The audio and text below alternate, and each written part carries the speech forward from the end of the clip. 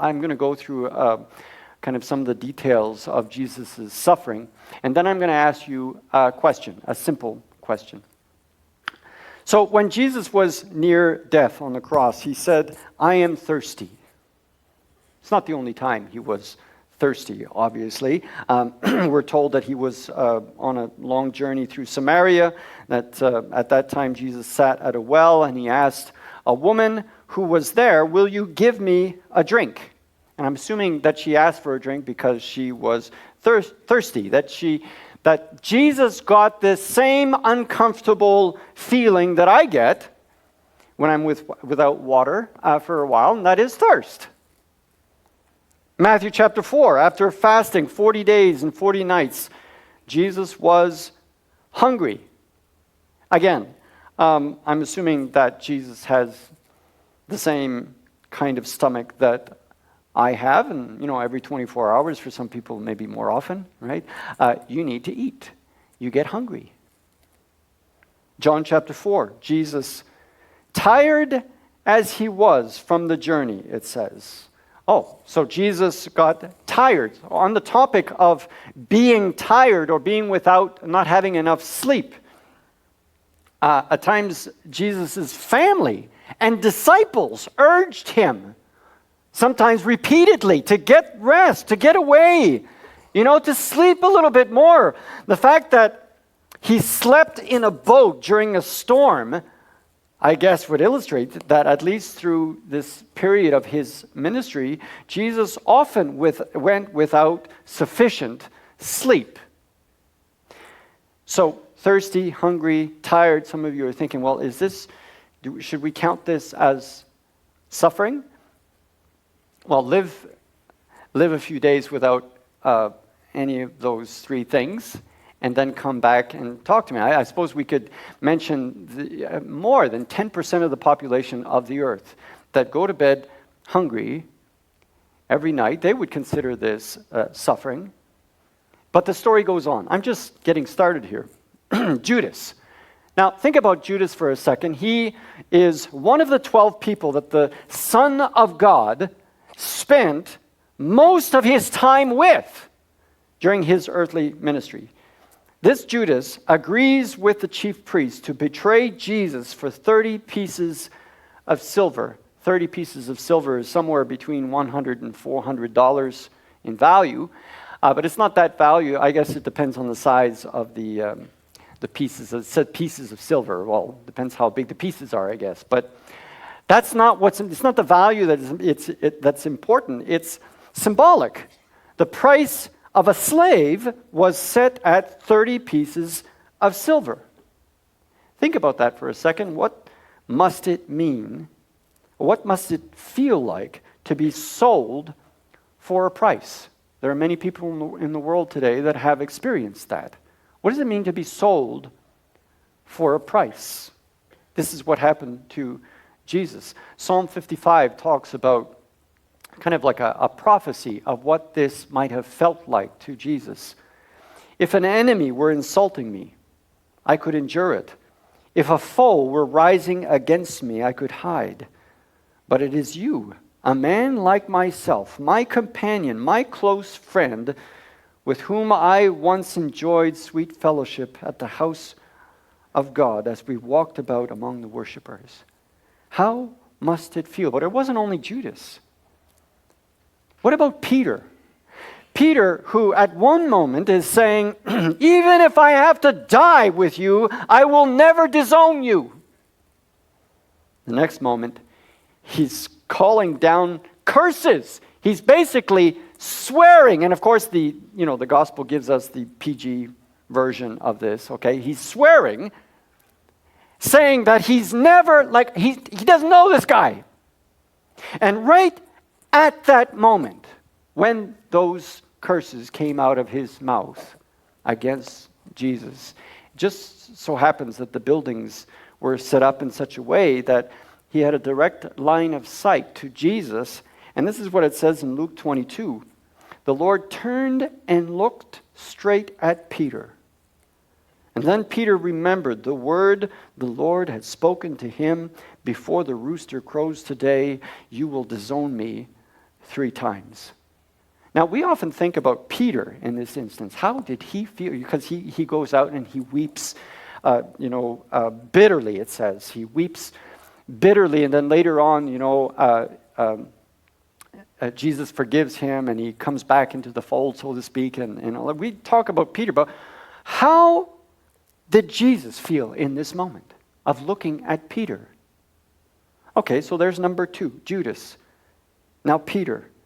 Scripture tells us that all the disciples deserted him and fled. All of them. The people that Jesus spent the most time with, they were friends. They spent time together, and it says that they all deserted him and fled. We continue. About the same time that this was happening, this look of Jesus on Peter. This is what's happening inside of the building in Matthew chapter 26. The chief priests and the whole Sanhedrin were looking for false evidence against Jesus so that they could put him to death. But they did not find any, though many false witnesses came forward. Finally, 2 came forward and declared, "This fellow said, I am able to destroy the temple of God and rebuild it in 3 days." Then the high priest stood up and said to Jesus, "Are you not going to answer? What is this testimony that these men are bringing against you?" But Jesus remained silent. The high priest said to him, "I charge you under oath by the living God, tell us if you are the Messiah, the Son of God." "You have said so," Jesus replied. "But I say to all of you, from now on you will see the Son of Man sitting at the right hand of the Mighty One and coming on the clouds of heaven." He's quoting scripture that relates to, in speaking of Messiah, God Messiah. Then the high priest tore his clothes and said, "He has spoken blasphemy." The blasphemy is that he's saying that he's God. He has spoken blasphemy. Why do we need any more witnesses? Look, now you have heard the blasphemy. What do you think? "He is worthy of death," they answered. Then they spit in his face and struck him with their fists. Others slapped him and said, "Prophesy to us, Messiah. Who hit you?" You ever been treated that way? I hope not. I can't say that I've ever been treated that way. Like, even to be spit on, but to be hit repeatedly, slapped, and then mocked. Not long after this, they flogged him. The word flog comes from the instrument that was used. In Latin, flagrum. A flagrum is a whip made of many thin leather strips with hooks or jagged bone shards on the end of each strip. And these shards were designed to tear flesh every time the whip is pulled back. Eusebius of Caesarea, a historian of that time, he recounts, and I'm not going to tell all of what he says on this subject, but here's a quote from what he says about being flogged. He says, "Bystanders were struck with amazement when they saw them lacerated with the flagrum, even to the innermost veins and arteries, so that the hidden inward parts of the body, both their bowels and their members, were exposed to view." So, on that day, they flogged Jesus 39 times. Deuteronomy chapter 25 says that a judge should never impose a punishment of more than 40 lashes because the person would be degraded in the eyes of the people. That's what it says in Deuteronomy 25. But if you're wondering why they chose 39, it's because the religious leaders, they wanted to be careful to follow the law of Moses. And so they decided, just to be careful, it's not going to be 40, we'll give 39 lashes. So, I mean, can you imagine beating a person unjustly to within an inch of his life and saying that you're following the law of God while you're doing it? It's amazing to me. And when they were done beating him, Isaiah's prophecy becomes reality. He had no beauty or majesty to attract us to him.